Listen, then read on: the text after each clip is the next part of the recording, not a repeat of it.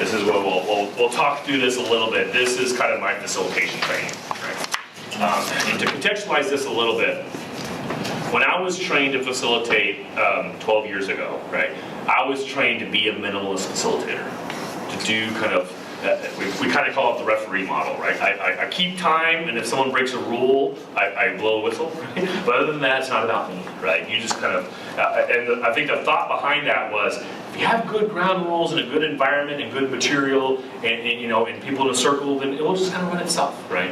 And that's kind of how we started the first couple of years. But then I recognized that the conversations we were having were not deep, right? Yes, we were in a circle, but people didn't really explore tensions. People didn't react to each other, right? People showed up because they were fired up about the topic, but it was still an individual collection of opinion, right? We didn't really have. So then slowly and surely, over the last 9 years, I've been training facilitators to be more and more active, because we're not doing the kind of things that we need to do. We're not working through the growth zone, right? We're having this easy conversation, right? Or maybe people will say, yeah, we need a balance between those two things, but then it was almost an easy balance, right? Say, recognizing, okay, we're not at the extremes, we're in the middle, but it's just like this comfortable big middle, right?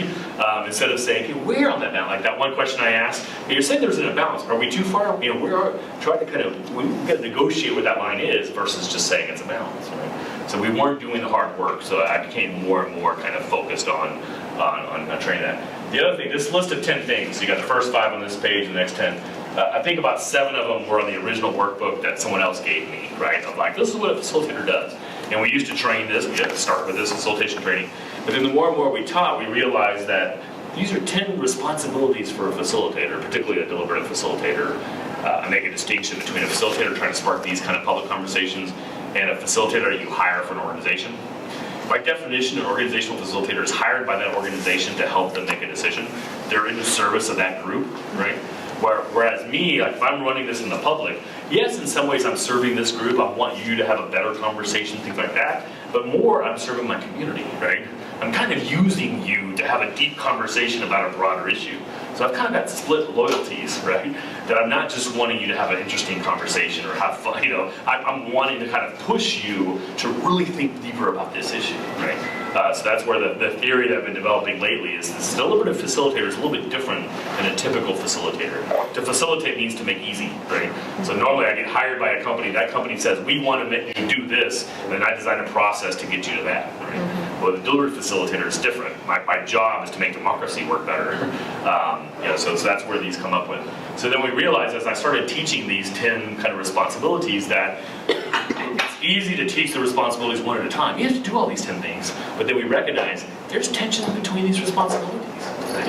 And particularly if you look at responsibility 1, remains impartial, remaining impartial is pretty easy if that's what you're focused on, right? If I don't say anything, I'm impartial, right? But anytime I do anything to fulfill the other 9 responsibilities, I'm probably violating impartiality, right? Or the same thing, the second responsibility allows the participants to own the process and topic as much as possible, right? Anytime I'm doing anything else, I'm probably violating that, right? Because that approach, what I need to be doing is I want you to talk about what's important to you, right? I want you to kind of drive the conversation in a sense, right? But we found when we let people drive the conversation, they have this really easy surface conversation, right? So a lot of the other later responsibilities violate that, right? So then the theory of teaching facilitation, deliberative facilitation, is really the art is balancing all these things, right? That you have all these things that you need to be doing, but there's not a right answer, the right one to do, right? So it's become very much, there's a whole literature on the kind of the self-reflective practitioner, right? And it's this notion that facilitation is very much an art, not a science. I can't teach it on, this is how you should facilitate. It's like, these are the principles of facilitation, and you're constantly kind of balancing. And it depends, A, on the purpose of the event, right? If the event's much more exploration, right, let's learn how people talk about this issue, then y'all are driving primarily. I don't need to do something, right? If the purpose is we've been studying this for a couple of years, and there's this clear, 2 or 3 tensions we really work through, I'm going to be very focused. I'm going to tell you what to talk about because I really wanted information on this, right? So the purpose of the event dictates it, the group dictates it, right? If you have a really good group that's facilitating or deliberating on their own, I don't need to do much, right? But if you have a group that's all thinking the same way, I've got to do a lot. I've got to play devil's advocate, right? If I have a group that's really young, I tell you. So by the purpose and the group kind of really dictates how you balance these things, right? As we go through. So this is new. I mean, literally, hopefully in the next 2 or 3 days, I'll finish this article and send it in. So if you're interested, I can send it to you when I'm done. I'll be working on it tonight in my hotel room. So I'll walk through these a little bit, and then I'll try to give examples of kind of what I did during the event to try to do these, right? So, remains impartial about the subject of the forum. The biggest thing here is you never heard my opinion, right? I let one little thing slip when I kind of made the cry. I forgot, one of the two of y'all were talking, and I said, yeah, Americans aren't very good at that, right? That was one of the, probably not appropriate, right? But generally, and I've done this topic a lot. I have lots of ideas, right? But I never told a story. I never said what I thought was important, those type of things. That's the main thing about impartiality I have to train with students, which is hard. I get really good students to apply for my program, right? And then I tell them, your opinion doesn't matter during the forum, right? Now, I've been smart. It took me 8 years, but I finally figured out, because what I do with the notes, they used to just kind of turn in all the notes to me, and I'd have to make sense of them, right? Then I started getting them to type up the notes and send them to me, so it's a lot easier for me to kind of negotiate. Now what I do is I set up a Google Docs form, like a Survey Monkey essentially, that has questions in there, right? What advantages do people like about approach 1? What disadvantages? So then they have to self-organize their notes into those boxes for me. So when I get all the notes, I have, they're already kind of pre-organized. But then now when I do that, I also ask, so what's your opinion about approach 1, right? They can't express it during the forum, right? But now that they've led this conversation and they're smart and they know about tensions and so forth, so I'm able to kind of let them give their opinion, right? Which helps me as I'm understanding the issue and kind of thinking about moving forward. But during the event itself, their opinion is relevant. Right? Now, they can fudge that somewhat because they can always play a devil's advocate. They can ask a question that directs, if they think personally people are not talking about equality, they can ask a question about equality to bring it up, but they should do that for the sake of the conversation, not do that to get people to think like they want them to think, right? So impartiality is I've already talked a lot about passion partiality, that we're balancing that. The second one again is, in some senses, I want people to control the conversation. One way I did that was, my first question was always, what do y'all think about this? Right? Obviously, the framework was already structuring some things, so I'm asking you to respond to this, right? But I didn't, the first question wasn't. So one of the ideas here is to, require internships. What do y'all think about internships? Right? I didn't start with a specific question. I want to start with a very broad question. Later on, I might have some specific questions that come in, right? But I'm trying to direct it. Most of my interventions were getting people to respond to each other and that kind of stuff. I made very few interventions, which I'll call in a second transition questions, where I defined the topic, that I wanted you to respond to something that I thought, right? And part of that was because you're a really good group that knew about this, So with this group, I didn't have to transition much. Often you have to transition a little bit more because the groups don't speak differently. Third, keeps track of the deliberation in terms of time and subject matter. This is a basic facilitation, they're the timekeeper. So you heard us few interventions. We got a couple minutes left here and that kind of stuff that I kind of told you where we were. When I'm doing my projects, we go from small group to large group a lot. So we have the students at the table, but then they'll go up to me at the front to do a keypad thing or have a presentation and go back. So my students have to kind of keep time and chart. Just like the notes are your friend, time is your friend, or time limits are your friend in terms of cutting people off. I didn't know we had to cut anybody off here. None of y'all were long-winded, right? Which is actually amazing, because often when I'm training professors, we tend to be long-winded, right? So you can often say, we need to move on in about 3 minutes, so can you get to, what do you want me to write down, that kind of stuff. So you kind of I tell my students, blame me. If you need to cut someone off because of time, say, Dr. Parkinson's going to move on in a minute, so I need to make sure we get to this, or whatever, right? But part of your job, keeping on track of time and subject matter, right? This is one of the harder skills of, if someone is telling a story that seems to be a tangent, to what degree do you cut them off? One of the biggest tensions for our work are stories are powerful. Stories are so rich, but stories take a lot of time. So to what degree do you let someone, if you got 15 minutes for an approach, someone tells a 5-minute story, that's a third of your time, right? So in the middle of the story, can you tell as a facilitator whether that story is going to land somewhere important, or this person just likes telling stories, right? So that transition, and normally we wouldn't cut off a story. We never say a story is irrelevant. We might check, we want to make sure, is that, how does this pertain to this approach? And you normally either get, well, I'm getting there, right? Or the person realizes that they're just telling a random story that has nothing to do with this, thinking up on it, keeping it on track, but keeping something on track in terms of subject matter, again, is attention. Right, to what degree am I dictating what the appropriate subject matter is or not, right? So those tangents are always interesting cases. And that goes back to the self-reflective practitioner. What I'm able to do with my program is we'll prep for an event in class, and we'll have a specific kind of process design and facilitator guide. I'll kind of show you examples tomorrow if you want. And then we run the event, say on a Thursday night, and the next Tuesday in class we get debrief it. How did it go, right? And in particular, what are situations, right? So then those are always situations. Man, I had this person that started telling this, and then we all talk about it. How can we react to that? Well, what intervention did you do? What could have, and that conversation between lots of facilitators is huge. And that's one of the reasons I think programs like Wendy and I are so valuable, because we're doing more of these public processes that require facilitation, but often the facilitators are just trained beforehand, right? Come show up an hour early, we'll train you to facilitate. But we get to have these students in class and debrief them, and I can require them to keep journals, and I can videotape them and watch them, So by the time students leave our programs, they're pretty accomplished facilitators, right? They've got a lot of experience, but they also have a lot of time for self-reflection, right? And I think we're creating a skill set out there that's so valuable in our community. So fourth, manages the group well and encourages everyone to join the conversation and ensure no one dominates. So again, a basic facilitation skill, make sure everyone talks, right? We actually had everyone talking here. I think you only talked once, right? But you did talk, right? You noticed we had a couple of interventions that I made in the sense of maybe we could hear from someone who hasn't spoken before, right? There's a few times that 2 or 3 people raised their hand at the same time. I normally would pick the person who spoke the least, right? To kind of talk first, kind of in a way, so you're making kind of some choices as we go. But you want to kind of make room. We tend to never call on people. Like, I wouldn't say, you haven't talked yet, what do you think about this, right? I might open up space, so that, maybe you haven't heard from someone to talk about. I certainly kind of scan the room, so if I saw someone who hasn't spoken much, trying to make eye contact or whatever, I would pay particularly attention to them.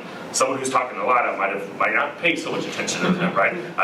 Or I might just make eye contact almost to say, you haven't spoken yet, I've noticed that, and that might kind of, so there's like lots of little subtle things that you can do, but we tend not to call on people directly. Or if we call on them directly, we make it easy for them to say no, right? You want to jump in here or not? No, okay, we don't want to pressure anyone, right? The other thing is if someone's dominating or want that and other people can't get in, the basic challenge, and this is probably one of the biggest challenges facilitators say when I ask them, is how do you deal with a dominator? The basic idea here is, instead of trying to get that person to stop talking, get other people to talk. Right? It's a lot easier to get more people to talk versus to get someone to shut up, in a way.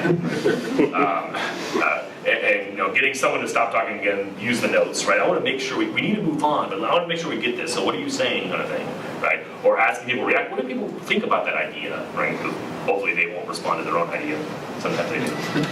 One facilitator that I really like, Betty Knight, who's been doing this work for 30 years, tells a story where she had a dominator, just every single question would talk. So she's like using all the tricks in the book, so then finally she said, because it was a man, she said, what do you think of mother's perspective here? What would a mother say? Guess what he did? If my mother was here, she would say, at that time, all your little strategies sometimes don't necessarily.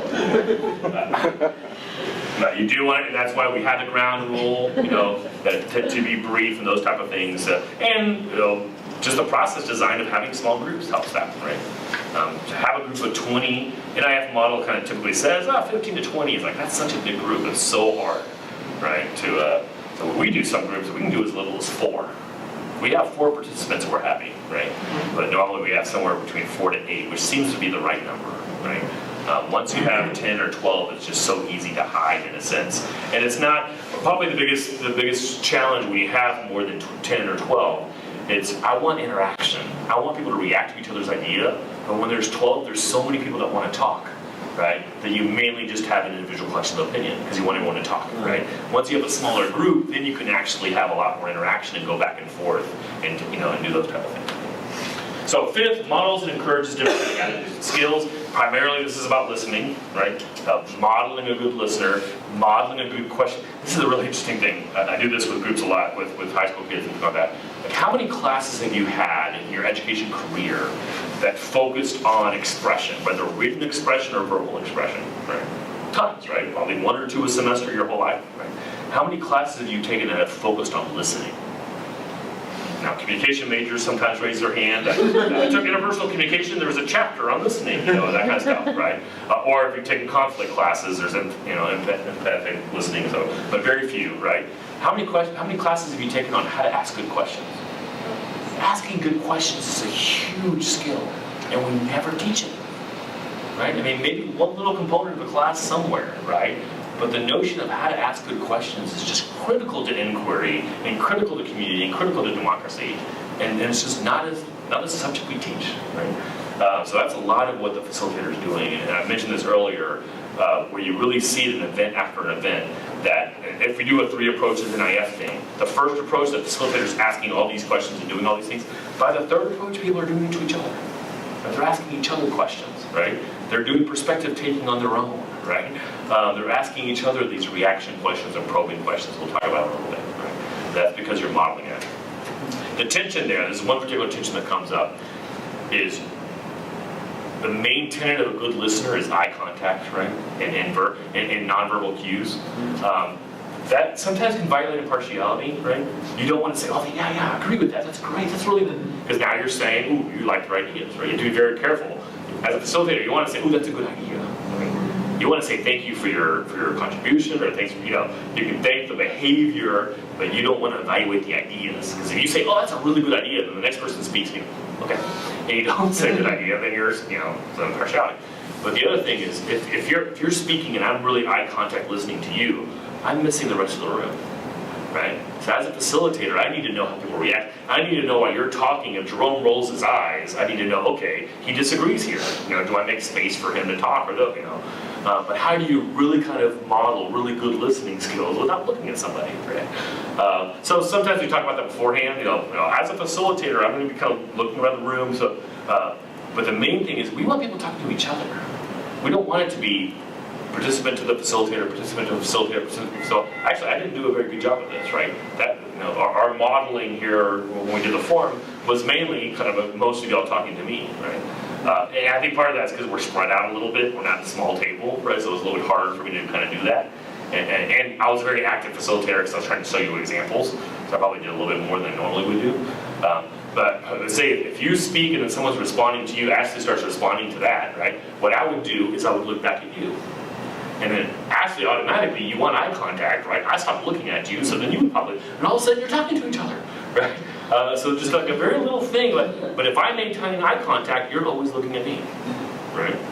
So you want to set it up, and we normally do that with the role of facilitator. Say, hey, now this is a conversation, so don't feel you have to talk to me, or you don't have to raise your hand.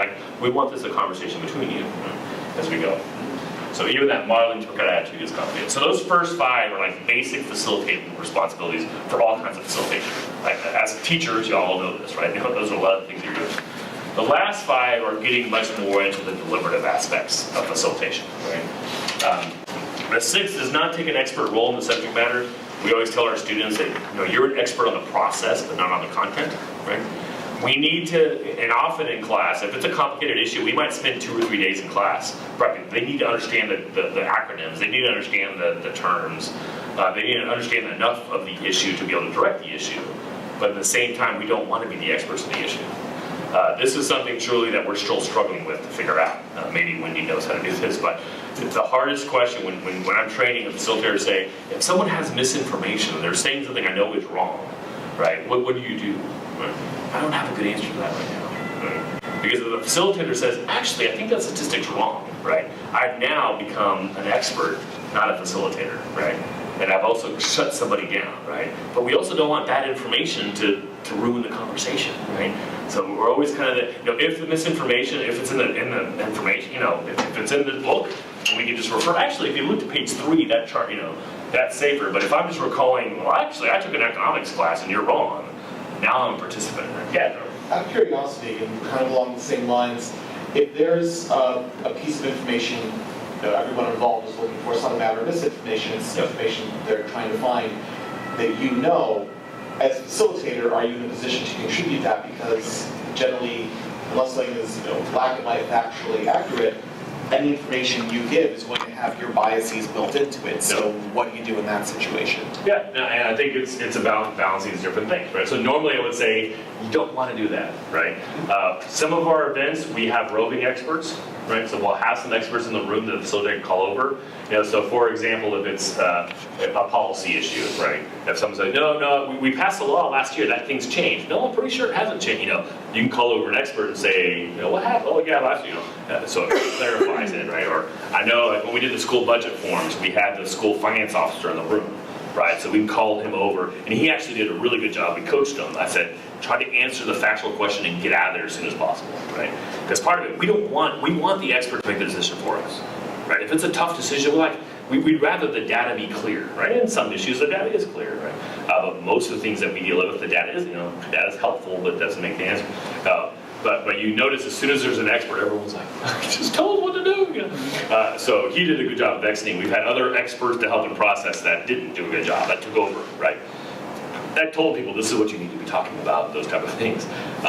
But yeah, dealing with misinformation, I still don't have a good answer to that. I mean, typically it's, the downside of it is you change your role, right? So now you become the expert, so then your impartiality might be kind of questioned in there in some ways.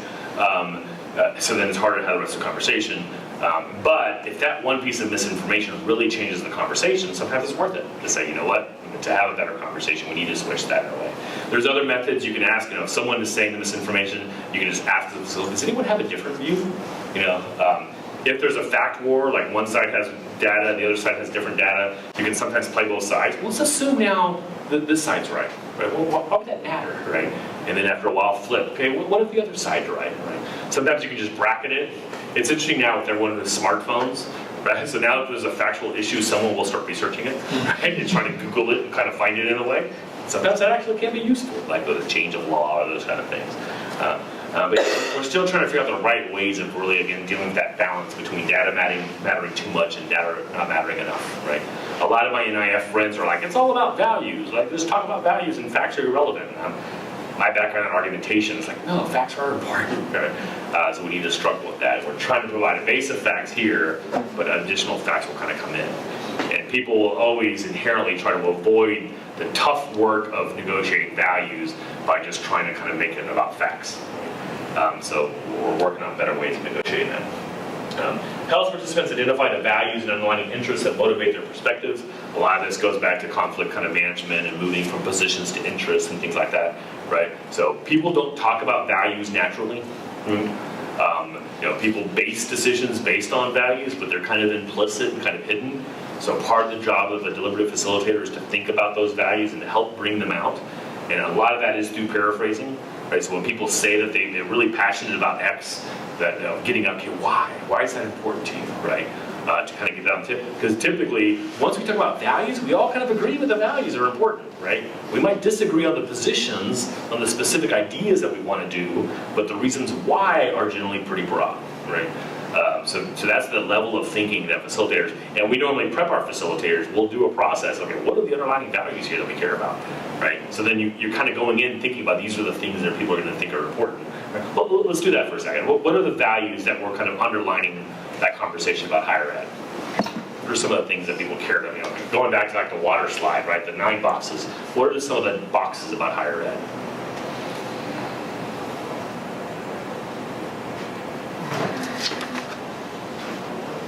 Well, so I think the common value is that we value higher education as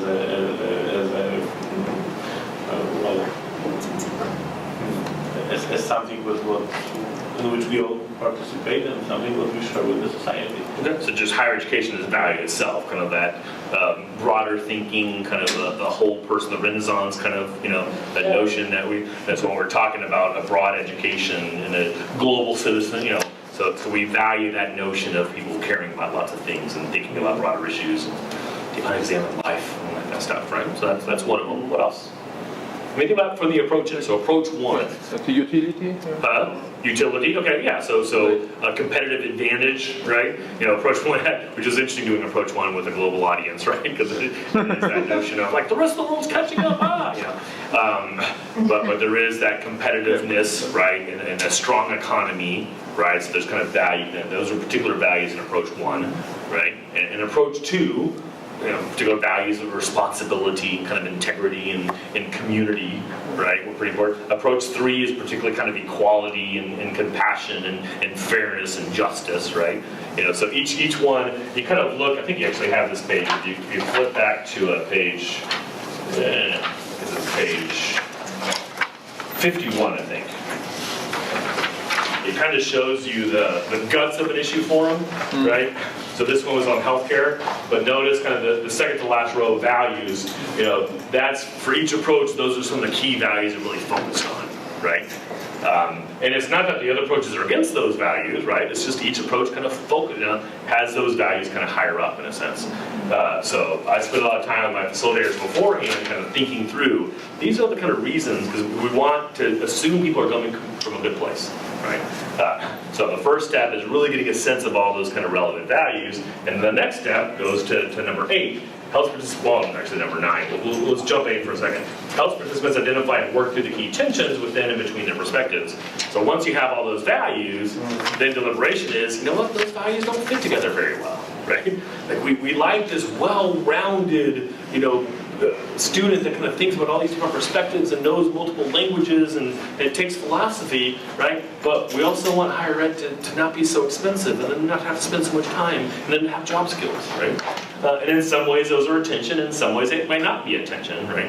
I know with our field, this is the thing that my opinion that I wanted to share, but I couldn't during the forum, is for we have communication studies major and then we have a journalism and technical communication major, right?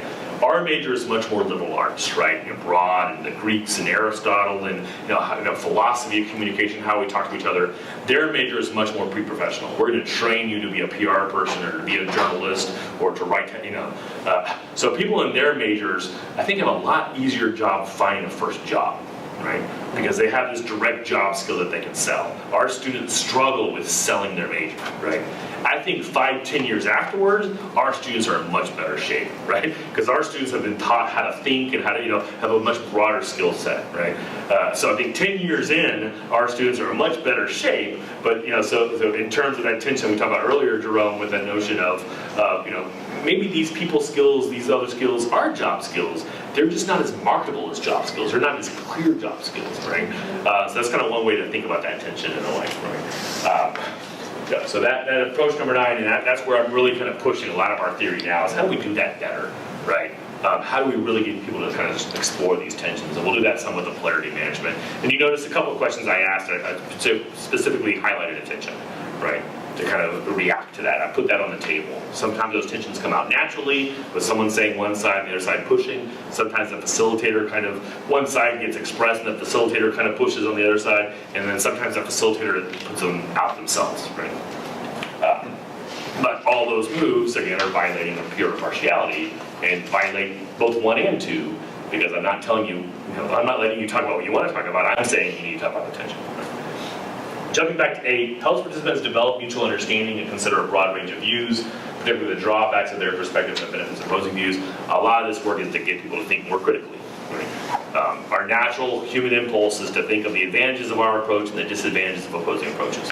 That makes us feel very good about ourselves, right? So the purpose of the framing, the purpose of a conversation, the purpose of having a diverse audience, and the purpose of the facilitator is to get people to see the different sides, to play devil's advocate, right? So Thomas, right? Yeah. You know, play devil's advocate himself, right? Which is great, so I didn't have to do that, right? But if I had a group that everyone was thinking the same, I try to kind of show that with the second approach. The first 2 people really liked the second approach, right? So then my next question was, so far we've really liked this. What concerns do you have with this approach? You know, so I'm trying to kind of push on that to have some kind of balance, right? I'm trying to get it.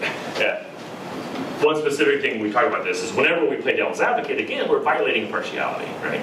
But you can play devil's advocate on different levels, right? So one level is for me to just kind of say, not put words in people's mouth, but just say, people that support this approach, what might they say, right? So I'm making you all think about the other side, but I'm not, forcing people to, right? Then a little deeper level is I might pick someone who has that approach. If there was a business person here, right? What do you think they might say? So now I'm kind of invoking a voice. Sometimes if we do this process, we might actually put an empty chair in the middle of the room, right? We can't do this normally because we just do it at tables, right? But if we had an event like this, and we would say at the beginning, is like, at any point, you can put someone in the empty chair. Who's not here that should be here, right? It serves two purposes. One is people can actually do that, right? Say, I can imagine this person be here. It makes it easier to develop an advocate. But it also allows people to put their own opinion in the chair, but hide it, right? Say everyone in the group is very progressive, you're more conservative, you don't feel comfortable expressing your conservative viewpoint because everyone else is going to judge you, So you can say, well, I can imagine my friend if they were, but it's just a safe way to express your opinion, right? So that's another just process thing to help people kind of see different sides, right? Even further, I can say, instead of saying, if a business person was here, what they say, I might say, I imagine if a business person was here, they would say, yeah, these are all great ideas, but these taxes are going to make it hard for me to hire people. How would you respond to that, right? So now I'm not only invoking a voice, but I'm giving that voice and making an argument. Again, I'm not making the argument, I'm saying, if someone made that argument, how would you react to that, right? But again, now I'm putting a voice in. So each of those violates impartiality a little bit more, but each of them is a move to help people really think about the tensions and think about other sides and those type of things that might not be expressed, right? So they enjoy that. Then the last one's kind of all catch-all. Manage the subtle deliberate of tensions. So find that balance between idealism and realism. One thing that came up a lot is this tension between kind of principles and implementation. Right? It's a kind of a debate terms that we use. Right? There's a lot of ideas that people say we should do this. It makes so much sense, but then in reality, the implementation of it's hard. The example that really comes up, will probably come up this afternoon, is when we deal with childhood obesity issues like that, is health class, right? People always say, we need to teach kids about nutrition and that kind of stuff, because we have such bad nutrition, right? But then I ask college students, how many of y'all took a health class, every single one raised their hands, how many of those health classes were actually effective and useful? And it's probably like a 2%. Right, where they thought it was a good class. So the idea of a health class is a great idea. The implementation of it, not so much. I might even push on foreign languages. The idea of having people being bilingual, I completely support. The idea that you can learn a language in a college course, it's a little tougher, right? I mean, you need to immerse yourself in those type of things. The degree of just kind of having one of your classes being, it takes several years, right? It's much more useful to kind of immerse yourself and go to that, So there's those tensions in a sense between implementation, and that comes out. You pushed a little bit in terms of the political realities, right? So you supported the idea, but you're saying political realities are not going to let us do that, right? There's an interesting debate in my field of how much do we let political realities dictate the conversation, right? Some people will say this should be irrelevant. Let's just have a conversation, figure out the right thing to do, and then don't worry about if it's hard to do, right? And for some people, well, that's a useless conversation, right? If there's not going to be the money for it, or there's not going to be the political, will to do it, then why talk about it? As you imagine, I'm somewhere in the middle, right? Sometimes it's useful just kind of having the vision conversation regardless of constraints, and sometimes we have to take on the constraints, right? So that's a negotiation that the group is always going to kind of do in a sense, right? That we don't, you tend to have someone in your group that's just the negative Nancy, right? That just kind of poo-poos everything, that's not going to work, that's not going to work, that's not going to work. And that's a very unproductive conversation, right? So sometimes you have to say, well, let's not worry about political realities, let's just talk about, and then maybe we come back around to that, right? Complexity versus simplicity, I already talked about that, right? We're trying to get things not so complex, but also not so simple, so we're going to negotiate in that middle. Depth versus breadth. We had several topics in the issue approach that I would have wanted to talk about, but if I talked about all of them, we would have spent a minute on each, right? So with your group, you're kind of deciding when do you, and that's a really specific decision for a facilitator. Do I ask another reaction question to dig deeper into that issue, or do I shift the conversation, right? And we'll talk about kind of practical things, right? So those are at least 10 things that, so facilitator is very much wearing multiple hats, and all of us are teachers, I think, almost all. So we're negotiating that already in lots of different senses. As you think about this, I usually do this to actually train my students and train community people that are doing these events. As professors, obviously, hopefully you can kind of strengthen your facilitation skills as you think through this. But then part of the question is, to what degree do we need to teach students these skills? just in our regular classes of having students facilitate. I mean, that playing that facilitation role is such a kind of different kind of role for students that help them really think about issues. Students have lots of opportunities in their life, in their academic career, to be an advocate, right, to make an argument for something. But to switch them into this impartial role, or to switch them into a role that focusing on process, I think is a very useful kind of thing in a way. People seem very warm. Do we have any control of the AC? Or? I can research that. Okay. I tend to always be warm. I grew up in Houston, so I'm used to being warm and sweaty, but I've been in Colorado for 10 years, so. All right, so let's flip now to kind of real practical things. Page 57. Like I mentioned earlier, a lot of these broad deliberative processes that come into communities, they often will solicit volunteers to be facilitators, and then those volunteers will show up an hour early and they'll train volunteers in an hour to run the tables. Right? This is another tension I have with my field, because Kettering, they want to be able to do that, right? They want to kind of, they don't want to have such a high bar for a facilitator, because they know most people, there's few people that are willing to do that. I compare that to my experience the last 12 years of saying, it's hard to be a good facilitator. It's easy to learn the basics, but it's hard to get really good at it. Right? But I think it's scary too. I think it's scary sometimes for the students. Yeah. Like when I was training, it's not the same, but training students in mediation, like just the skill building of it, they were like, it's intimidating. Yeah, and it takes a lot of practice. Yeah. You can't just kind of read a book and then go do it in a sense. You have to do it and talk about it. And, exactly. Talk to other people about it and do all these kind of debriefs and so. So I'm developing, even just talking about those 10 responsibilities and negotiating tensions between them complicates it pretty significantly, right? And I know there's some people in my field going, you can't make it that hard, right? Because if we professionalize this, then we're really closing it off, right? But really, the way I react to that is that's why every university needs a program like what you know, right? Yeah. I'm providing this capacity in my community that if every single college and university in the country, well, there's 7,000, I think, right, have this program, then the capacity of our community to have these conversations would elevate. And at the same time, students would be getting great skills, right?